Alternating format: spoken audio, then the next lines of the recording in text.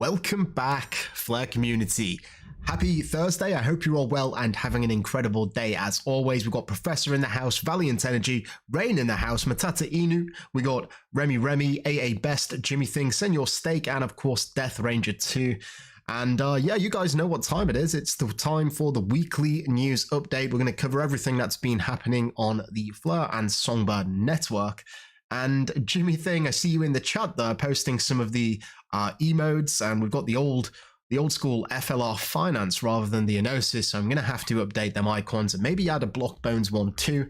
But yeah, you know what it is. We're going to jump straight in, and we're going to start here with the Solidify dashboard. This is solidify.app, and talk a little bit about them in a second. But before we do, we're going to run through the top 5 performing data providers. So far, we've got Flare Ocean topping the charts at number 1. In second place, we've got Alpha Oracle. Third place, Flare Beacon. In fourth place, Use Your Spark. And in fifth place, Lena Instruments. So congratulations to all of them for making it into the top 5. We have a quick look at the leaderboard in terms of NFT projects. This is sparklesNFT.com, the leading NFT marketplace, and topping the charts this week. It's no surprise, it's Block Bones, with actually more volume than every other collection combined. This is not new. This is almost happening every single week. We've got in second place Sparkle Genesis collection, and I believe they're actually going to be releasing their white paper soon, talking a little bit about this and their plans for the future. In third place, we have the Best FTSO NFT contract, which actually holds many different NFTs. And in fourth place, we have the Oracle's NFTs. And in fifth, finally, the Loyaltists collection from Enosis, formerly FLR Finance. So that's the charts for this week. We're going to jump into the news, and this was actually pretty big. This was from SBI VC. SBI, some of you may know the guy running it, the CEO, Yoshitaka Kitao. He's recently announced that FLR is going to be available for staking from their exchange, and this exchange really is pretty huge. This is a Japanese exchange, and we probably don't hear that much from it over here in the West, but I can assure you that this really is quite a behemoth, especially with the XRP holders too, and I guess that's where the FLR incentives sort of came from. But they're now enabling staking, which is great news, helping secure the network. And we actually have a competition going on. If you fancy yourself as an artist, a meme lord, well, this is your chance to get a share of $1,000 worth of FLR. There's 5 prizes. The deadline is the 5th of February, and the 5 prizes of $200 each. And we actually was blessed by Sparkles, who also buffed out this, so there's even more of a incentive to join. But all you want to do, I think there's some quite good ones here, is post your meme about staking and Flare and SBI, and yeah, you may have a shot at winning $200 and a total prize pool of $1,000. As I mentioned before, we've got Sparkles here who are also contributing 15,000 FLR to the prize pool. And yeah, a little bit of fun, a little bit of a competition for you all to get involved and help spread the word about FLR staking, and SBI supporting that. Moving on, this is a question that I get asked all the time. What is better, delegation versus staking? And I did write this pretty detailed thread or a long form content post about it, and basically it's always in flux, right? But at the minute, I would say that staking is without a doubt the better APY if we're going on a direct comparison. But the thing is, if you are staking, you can't actually use your FLR or your WFLR in any sort of DeFi platforms. And this is just a bit of a reminder that although staking may seem more attractive right now, it does help secure the network. Delegating shouldn't be ruled out. You have the ability to, I guess, the freedom of having it unlocked to be able to be used whenever you see fit. But also, you're able to use it via providing liquidity on various DeFi platforms such as Gnosis and Pangolin, etc. And I'm sure there's many more to come in the near future.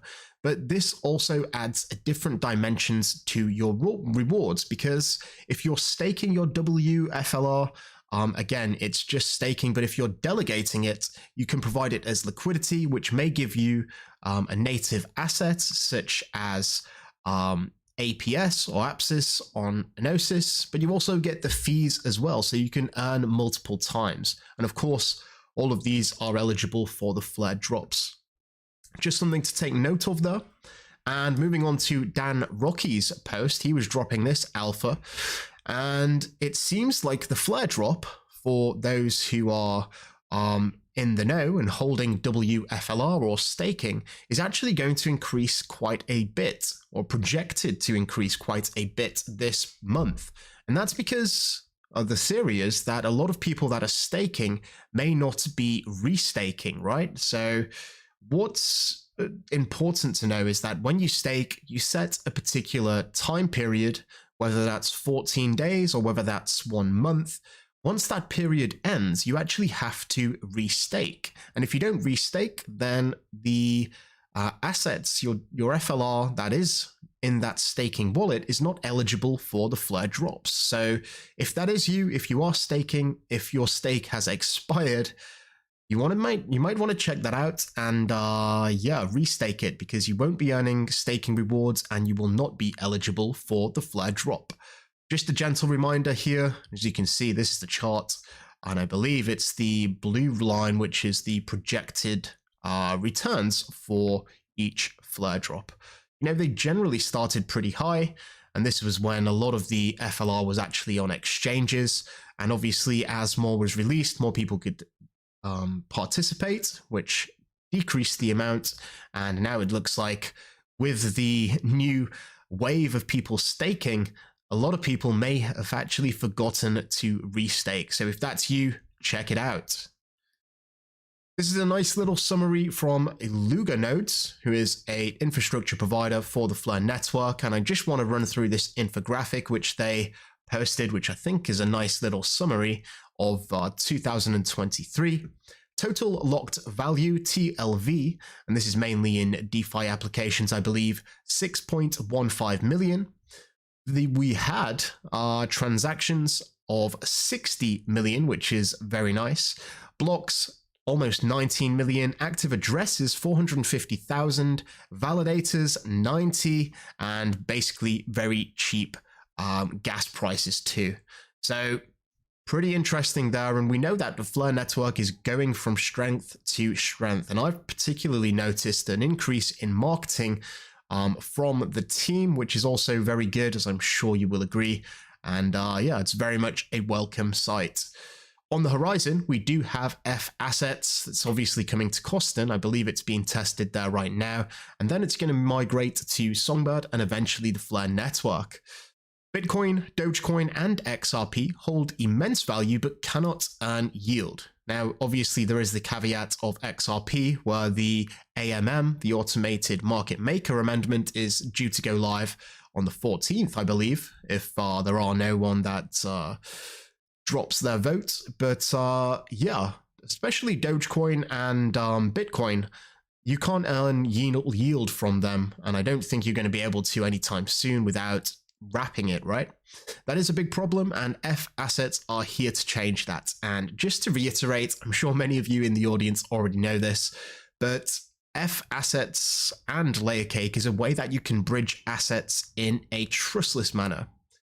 Bitcoin can be bridged over to Ethereum and many other chains actually, but what's really important is this trustless aspect. That's what makes the Flare network unique because it's never been done before. A trustless bridge, that's what makes Flare so special, and that's what's really going to change the game and allow people to bridge with confidence. We know that bridging is a particular weak point. It's almost the weak link in the chain, and a lot of I guess malicious actors target bridges because there is a lot of value trapped right there. With Flare, it's going to be a little bit different because they're building something that's innovative. And as I said, it's never been done. And that's why it's taking a little bit of a long time to do. But trust me, if it was easy, it would already be here.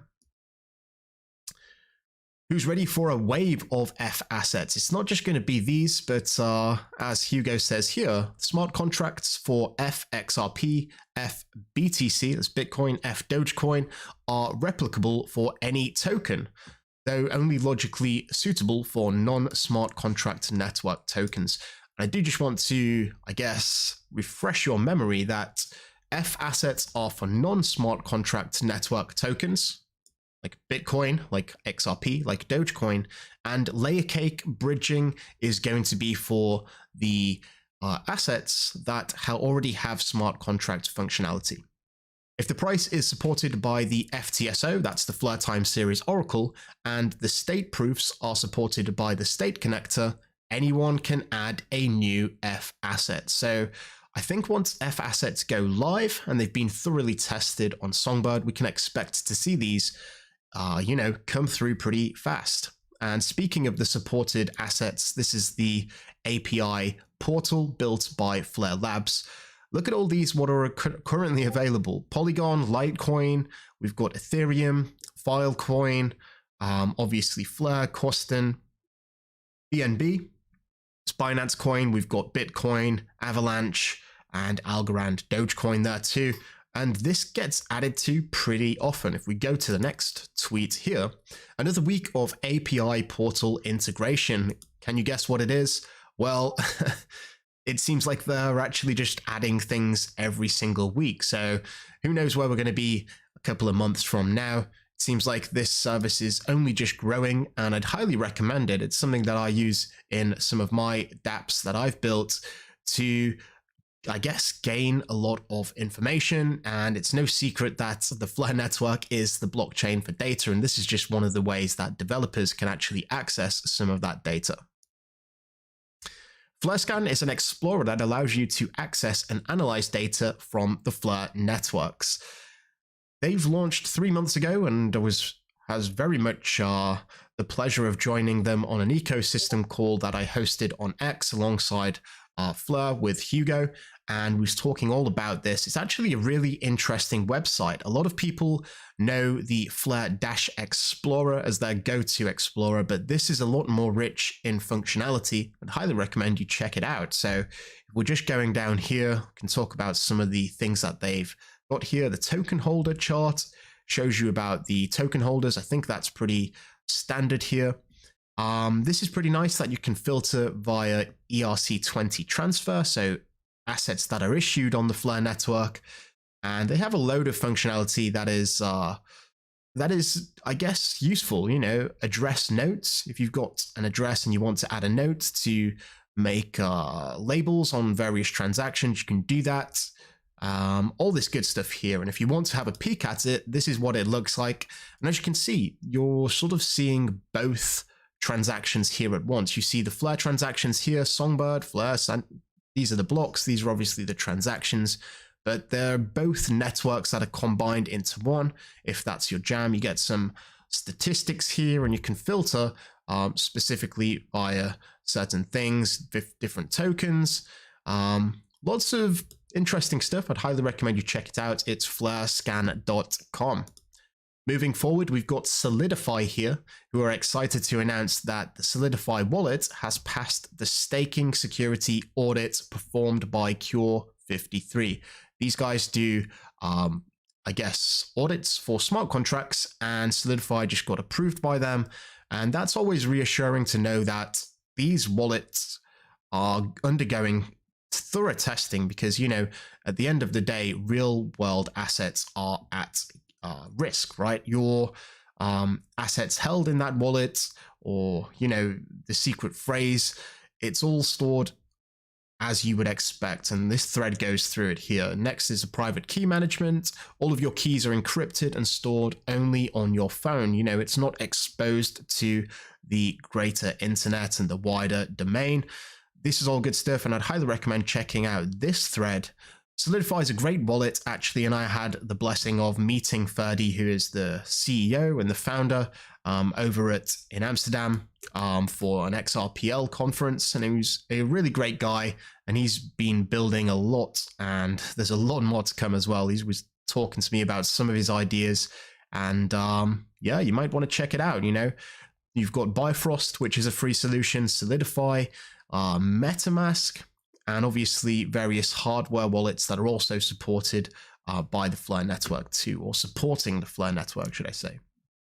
If you haven't heard of the Satraps, they're basically a governing council, and they're having this closed beta test. So it's the Satraps Court, and I must say, you know, from what I've seen from them, they're very thorough. They like to, I guess, investigate certain things that are happening on the network and really probe into the analytics and see that everything's running fair. These are self-elected, and they have NFTs to sort of, I guess, put you in a position of that sort of governance, right? And make you able to vote on such things. I really like this, you know, I'd recommend checking them out. They're doing great things for the community, and yeah, I've got nothing but good things to say about them. Blockbones, this is my project. Very humbly dominating the space in NFTs. You know, it may be a project based on the dead, but it really is resurrecting the NFT space on the Flare network. And February is going to be a month to remember. We've got the trait store launching, which is going to be very interesting. So many different traits, very unique as well. And there's an FCC announcement. If you don't know, that's Flare Community Coin sort of claimable by Lucky Claw holders. And there's also going to be a partnership, which I will be announcing in the next couple of weeks. Lots of exciting stuff, and if we move forward here, there's also going to be an exclusive trait that I'm going to be whitelisting the Patreon members for. So if you are a member of the Patreon family, this is specifically for the Legend tier. Keep your eyes on a post coming on Tuesday. I'm going to reveal the trait and how you can get whitelisted, so you can basically guarantee your chance of getting an ultra rare trait. Moving along, we've got NFT Clash. This is a project that's recently came out of hibernation. I was following these pretty closely back in the day, maybe a year ago, and I think this is where they started their hiatus. 15th of May this last year, so more than half a year ago, and they was talking about their closed beta testing, and it seems like it's recently resurged, right? So yeah, it seems like people are actively testing it right now, specifically the Sparktons, who are part of the Spark Coin project. Yeah, I'm intrigued with this, you know. If we just have a quick peek, maybe not on that one. They did have a little video, which, there we go, here's a little video. I'm intrigued to see how this works, and if it works based on rarity or metadata, or something else. You know, it's an interesting concept, and I'm excited to see how this really works out. I'll keep my eyes on them, and if I do hear anything about them, something going live, or if I do get to have a little peek at it, I'll be sure to let you know, and of course keep you up to date via these weekly news updates. Someone was asking me actually about the analytics of the community, and I'm fortunate enough to have this YouTube channel and, you know, hovering around 60,000 subscribers, all of you watching. And if you wanted to know the main demographics, I can tell you right here. Most of the audience is between 35 and 44 years old, obviously predominantly male too, and I guess the least, or the smallest group are either the 18 to 24 year olds or the 65 plus years old. Shout out to Crypto Granny. But yeah, that's basically the bulk. And a lot of people were asking about this, so I thought I would share it. Hey, we've got Jans Mickle, member for 8 months. Thank you very much for the support, and I appreciate everyone who is showing support via the Patreon or as a YouTube member. Of course, I wouldn't be here without you guys, and yeah, it really is a blessing, you know. I don't say it enough, but I really do appreciate everyone who's helped me get to this position and be able to do what I love and share the news for everyone on a weekly basis. This is I guess, an optimistic note to end the stream. This is from Celsius. A lot of people may have been holding XRP back in the day on the Celsius exchange, and you may have been waiting long and tirelessly to receive your FLR. And yes, well, it seems like Celsius has successfully emerged from bankruptcy, concluding the company's restructuring process. You can now read their official announcement here. Of course, this does not mention FLR, but there is hope, I guess. This is only good news for you. And a lot of people always ask me, you know, what is the deal with Celsius? And I honestly can't tell you because I was never a user of Celsius. If you were a user of Celsius, I imagine you will find out long before me, and I imagine Celsius will send you an email telling you about any updates regarding FLR. But for me, this is a signal of hope, and fingers crossed, you know, you can get your hands on some of that FLR that you rightfully deserve. That's pretty much the news for this week. If you are interested in jumping into the Flare Community Discord, I believe there's a link in the description. You can scroll right to the bottom here, and we're going to be jumping in on this stage. Every week for a couple of years now, we've been doing weekly chinwags, a little bit of a discussion where the community can get together and have a little bit of talk about anything and everything. So if you do want to have a good old natter, a bit of a chinwag, feel free to join. We normally stay there for about 1 hour, sometimes a little bit longer. But yeah, as I said, everyone is welcome. And that's pretty much it, guys. So again, I'd like to thank you all so much for watching. Please don't forget to subscribe if you haven't already. I'm wishing you all a great weekend. And until next time, I'm out. We have liftoff.